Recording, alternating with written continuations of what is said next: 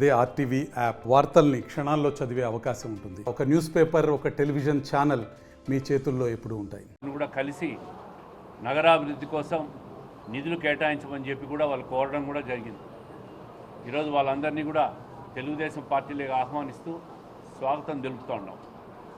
భవిష్యత్తులో కూడా ఎవరైతే అభివృద్ధి కోసం, ఎవరైతే మంచి పనుల కోసం, ఎవరైతే ప్రజాహితం కోరే వాళ్ళందరూ కూడా మేము పార్టీలోకి ఆహ్వానిస్తాం.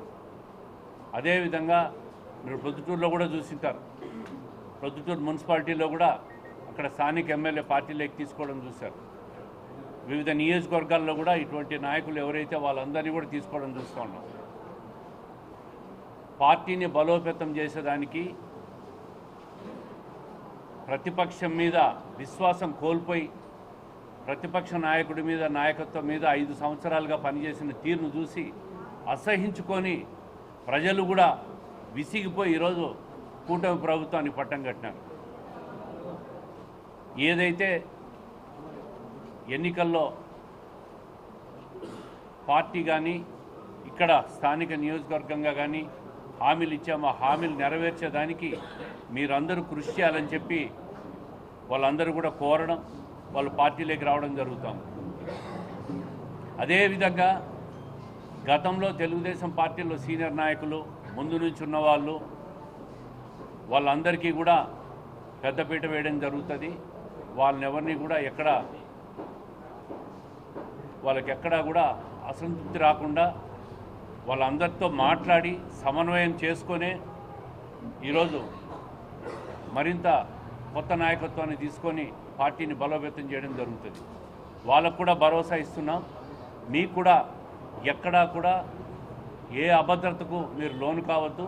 పార్టీని బలోపేతం చేసేదానికి పార్టీలోకి అందరినీ తీసుకురావాల్సిన అవసరం ఉంది. భవిష్యత్ అంతా తెలుగుదేశం పార్టీదే.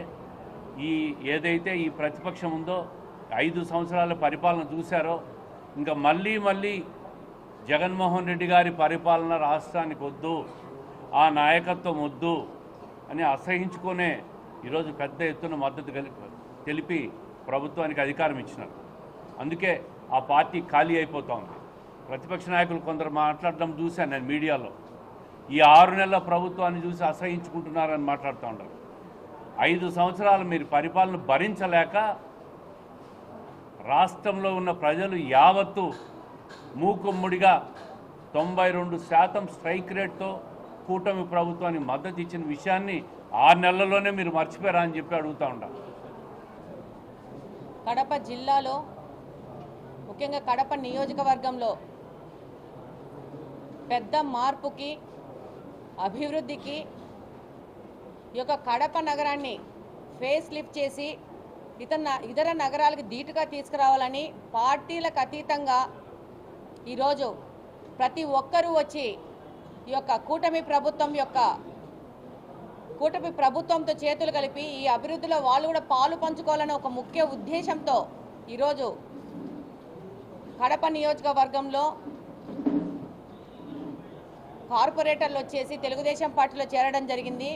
అలాగనే ఆ పార్టీలోని సీనియర్ నాయకులు కూడా వచ్చి ఈరోజు తెలుగుదేశం పార్టీలో చేరుతున్నారు. వాళ్ళు ఒకటే చెప్పారు. మొన్ననే 2 రోజుల క్రితం మేము చంద్రబాబు నాయుడు గారి దగ్గరికి వెళ్ళేసి కలవడం జరిగింది. కడప అభివృద్ధి కావాలా, కడపను ఫేస్ లిఫ్ట్ చేయాలా, కడపలో ఉన్న సమస్యలను మనం తీర్చుకోవాలనే ఒక ముఖ్య ఉద్దేశంతో వచ్చారు. అంధకారం నుంచి మేము కూడా బయటికి రావాలనుకుంటున్నాం అనేది వాళ్ళు చెప్పిన విషయము. అలాగనే కడప నగరాన్ని అభివృద్ధి చేసుకోవాలా, దానికి పెద్ద ఎత్తున మీ యొక్క సహకారం కావాలని వాళ్ళు పర్సనల్గా చంద్రబాబు నాయుడు గారిని రిక్వెస్ట్ చేసుకోవడం జరిగింది. డెఫినెట్గా చంద్రబాబు నాయుడు గారు కడపను ఇతర నగరాలకు ధీటుగా ప్రత్యేకంగా అభివృద్ధి చేస్తామని ఒక వాగ్దానం చేయడం జరిగింది. కూడా కలిసి నగరాభివృద్ధి కోసం నిధులు కేటాయించమని చెప్పి కూడా వాళ్ళు కోరడం కూడా జరిగింది. ఈరోజు వాళ్ళందరినీ కూడా తెలుగుదేశం పార్టీలోకి ఆహ్వానిస్తూ స్వాగతం తెలుపుతూ ఉన్నాం. భవిష్యత్తులో కూడా ఎవరైతే అభివృద్ధి కోసం, ఎవరైతే మంచి పనుల కోసం, ఎవరైతే ప్రజాహితం కోరే వాళ్ళందరూ కూడా మేము పార్టీలోకి ఆహ్వానిస్తాం. అదేవిధంగా మీరు ప్రొద్దుటూరులో కూడా చూసింటారు. ప్రొద్దుటూరు మున్సిపాలిటీలో కూడా అక్కడ స్థానిక ఎమ్మెల్యే పార్టీలోకి తీసుకోవడం చూశారు. వివిధ నియోజకవర్గాల్లో కూడా ఇటువంటి నాయకులు ఎవరైతే మరిన్ని వీడియోస్ కోసం ఛానల్ ని సబ్స్క్రైబ్ చేయండి, లేటెస్ట్ అప్డేట్స్ కోసం వాట్సాప్ ఛానల్ ని ఫాలో చేయండి అండ్ లింక్ డిస్క్రిప్షన్ లో ఉంది.